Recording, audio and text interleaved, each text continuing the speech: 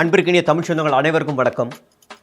நீதி வழங்கும் போது அண்ணன் தம்பி சொந்தம் பந்தம் பணக்கார ஏழை எதையுமே பார்க்க கூடாதுடா, நாயத்தை மட்டும் தான் சொல்லணும்.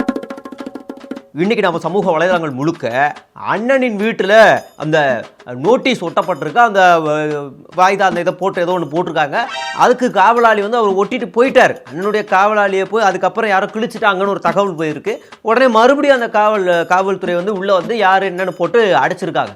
ஆனால் சமூக வலைதளங்கள் முழுக்க அண்ணனின் காவலாளி தான் அந்த காவல்துறையினரை தாக்கியதாகவும் அவர் துப்பாக்கி எடுத்து மிரட்டியதாகவும் பயங்கரமாக வந்து தவறான செய்தியை பரப்பிட்டு இருக்காங்க. களத்தில் இருந்த நமக்கு தான் தெரியும் அங்கே என்ன நடந்துச்சு அப்படின்னு. அந்த காவலாளி ஒட்டிட்டு போனதுக்கப்புறம் திரும்ப வராரு, யாரோ குளிச்சுட்டாங்கன்னு தகவல் கிடச்சி வராரு, அந்த கதவை திறக்கிறாரு. அப்போ அந்த நம்ம அண்ணனுடைய காவலாளி கதவை திறந்துட்டு, வாங்க சாப்பிட்றீங்களா, எப்படி இருக்கீங்க, நல்லா இருக்கீங்களா, வாங்க வந்து உட்காந்து பேசுங்க அப்படின்னு சொல்லிக்கிட்டு இருக்கும் போதே அவர் அடிச்சிருக்காரு. அது மட்டும் இல்லை, ஏங்க அந்த பக்கம் இல்லைங்க வீடு, இந்த பக்கங்கன்னு அப்புறம் சொல்லிக்கிருக்காரு. இந்த பக்கமாக தள்ளிட்டு போயிட்டாங்க. தள்ளிட்டு போய் அந்த பக்கம் வந்து அடிச்சுக்கிட்டு இருக்காங்க நம்ம அண்ணனுடைய காவலாளி. அப்போவுமே அவர் என்ன சொல்கிறாருன்னா, இருங்க நான் துப்பாக்கி எடுத்து வீட்டில் வச்சுட்டு வந்துடுறேன், என்னென்னு பேசுவோம் அப்படின்னு இப்படி எடுத்து வைக்கிறாரு. இவர் திரும்ப அடிச்சுக்கே இருக்காரு.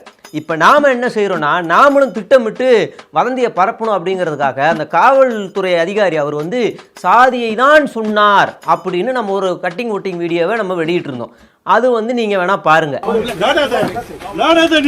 இப்படிதான் சொன்னார்னு நம்ம வந்து இப்போ சொல்லியிருந்தோம். ஆனால் அந்த இடத்துல உண்மையான ஆடியோ வீடியோ என்னன்றதையும் நமக்கு தெரியும்.